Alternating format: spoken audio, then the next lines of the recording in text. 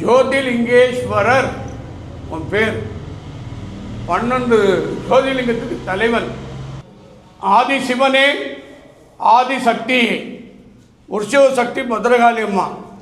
அந்த ஆதி சிவன்கிட்ட ஆதி சக்தி கிட்ட ஏன் பத்திரகாளி வச்சுங்கன்னா, இந்த இடத்துல ஆரம்பத்தில் பத்திரகாளி இருந்தா. இப்போ இந்த கிரனைட் எடுத்து நோண்டினா பூராமே வேப்ப மரம் வேறாகுது, 100 அடிக்கு மரம் இருக்குது. இங்கே அற்புதமான அமானுஷம் இது. 1000 கோடி சித்தர்கள் இந்த இடத்துல தவம் இருந்த இடம். அதனால தான் இந்த இடத்துல நவசக்தி ஆரம்பத்தில் இருந்தால், அதுக்கு பிறகு நவலிங்கம் தனியாக போச்சு, மக்கள் அதிகமாக கூட்டுறதுனால இங்கே நவலிங்கம் வந்திருக்கு. அந்த நவலிங்கத்துக்கு சார்ஜி அம்மா ஓணும் பத்திரகாளி.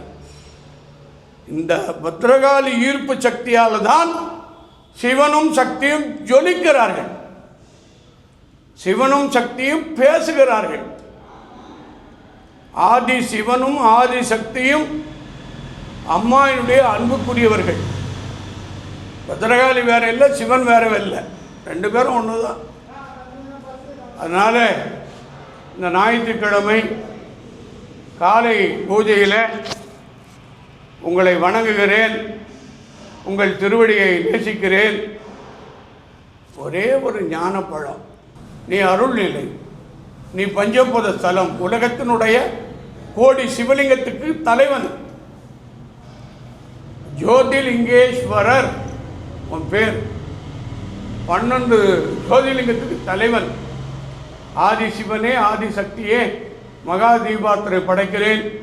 கருணை இருந்தால், தயவு இருந்தால் இங்கு வந்திருக்கிறவர் எல்லோருக்கும் சேர்ந்து ஒரு அருள் பிரசாதத்தை வழங்க வேண்டும் என்று கேட்டுப்படுகிறேன். ஒரே ஒரு வார்த்தை மட்டும் சொல்கிறேன்.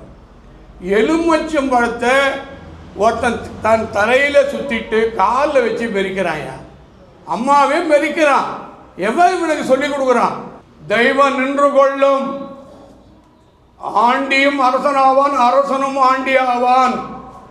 வினை வினைத்தவன் வினையை அறுத்தே தீர வேண்டும்.